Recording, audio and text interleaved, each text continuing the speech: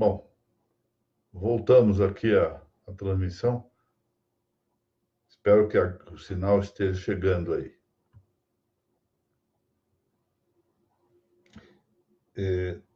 Eu falava de uma frase de Protágoras que se encontra pintada no átrio lá do prédio do Superior Tribunal de Justiça. É de causar espanto que isto seja assim. Mas está escrito lá. Diz ele, o homem é a medida de todas as coisas. E o homem decide, portanto, com a sua liberdade de indiferença, aquilo que é bom ou mal, ou seja, o homem que cria tudo.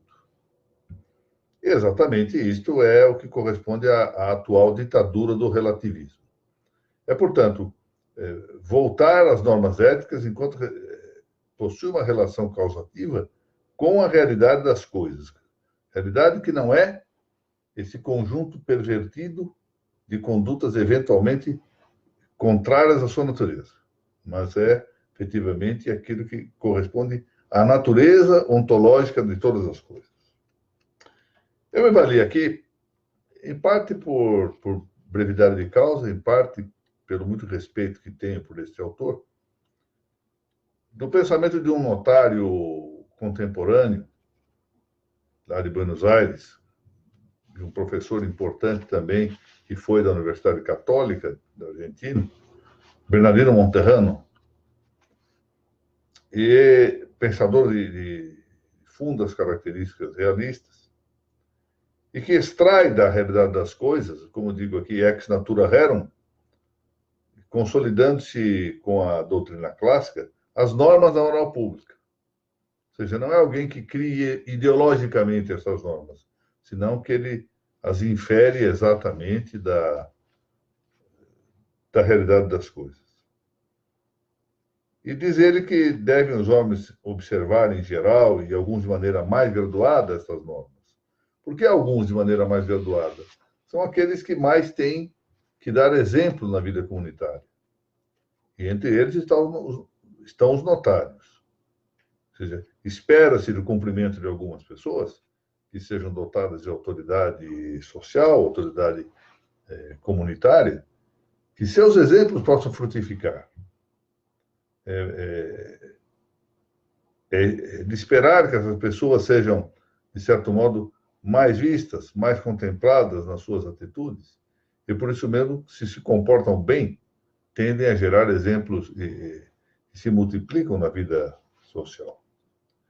De maneira que, não só como exigência do aperfeiçoamento pessoal de cada notário, o que já faz um bem muito grande para o próprio notário, mas para todo o conjunto do notariado, senão que também para servir a comunidade, colocar-se a serviço da comunidade diretamente, é que cabe ao notário também ensinar a moral pública e entusiasmar as boas condutas. Vamos ver aqui a divisão que Bernardino Monterrano faz das virtudes, mas antes eu quero chamar a atenção para o tema da amizade e da concórdia nas comunidades.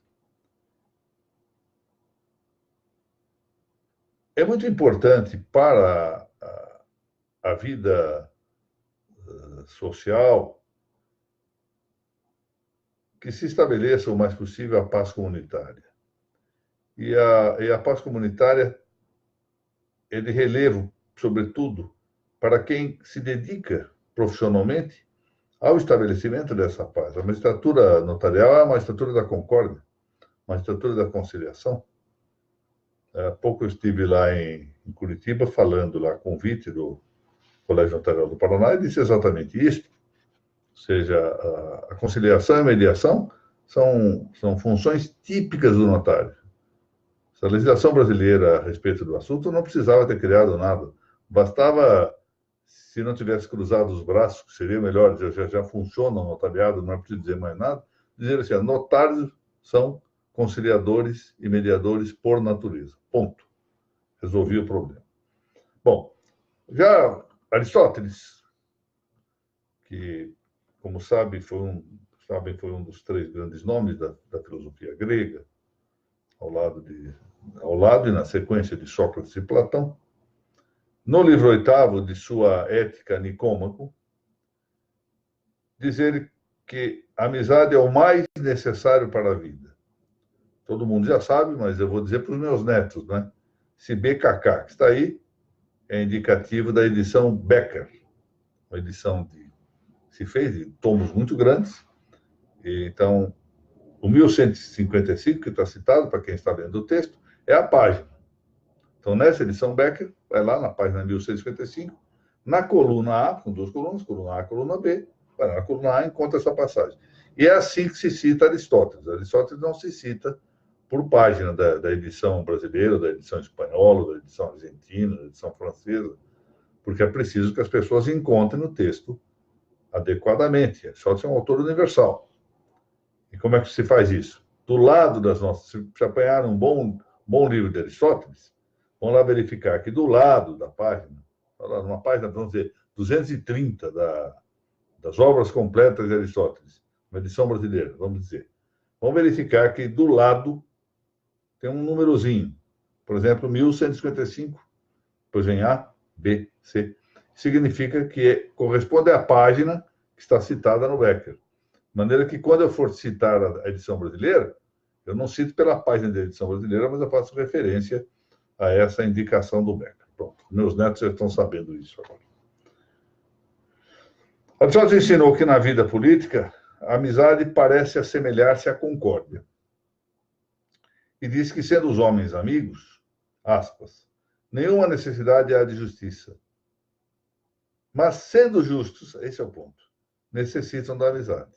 Ou seja, sendo amigos, não há necessidade de justiça, porque os amigos verdadeiramente compartilham tudo. Mas, sendo apenas justos, eles necessitam da amizade, ou seja, na vida política, da concórdia.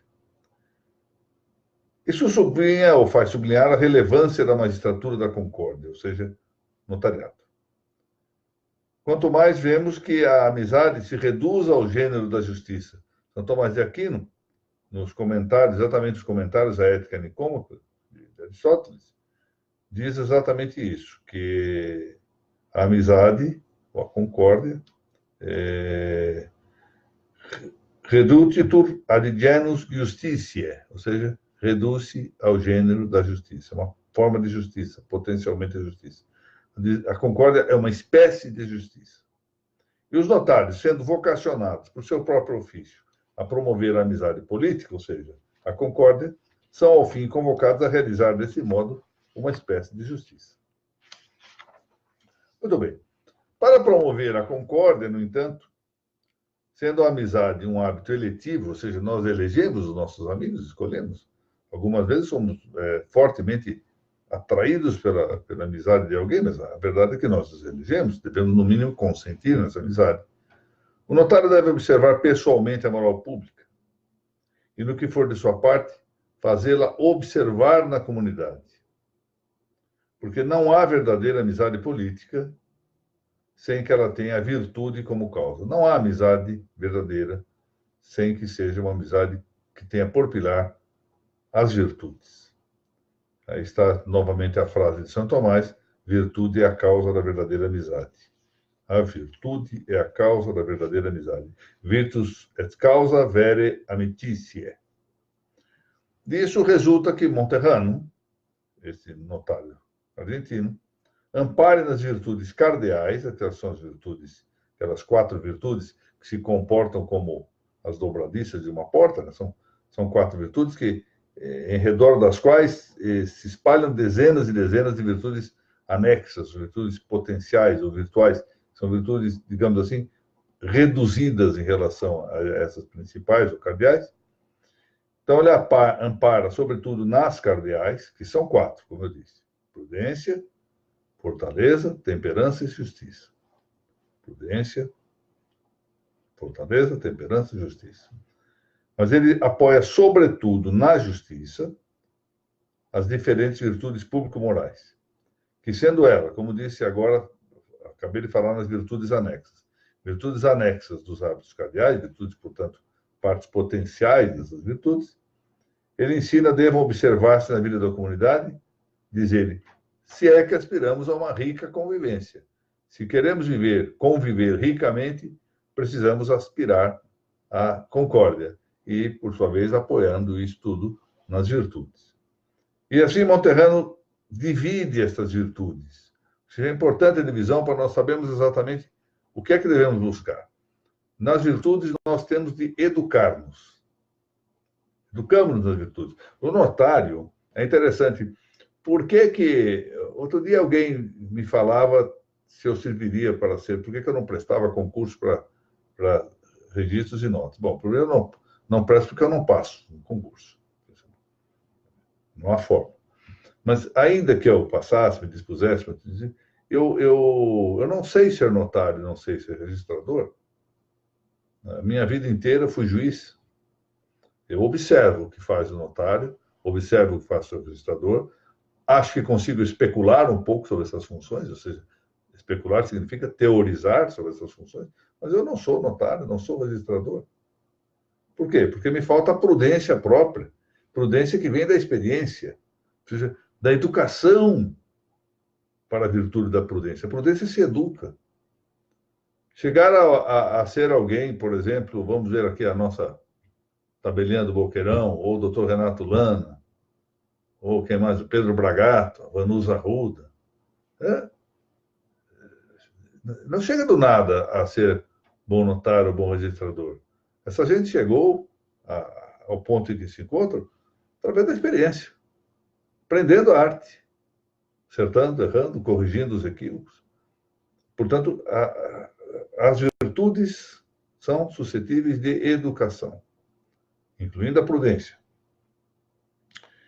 De maneira que ele, então, vai dispor, Monterrano vai dispor essas virtudes segundo partes potenciais, ou seja, conteúdos virtuais. Ou seja, alguma coisa falha em relação ao principal. Vamos ver um exemplo aqui para esclarecer isso. A virtude da prudência possui 3 partes potenciais: eubulia, sínese e inhome.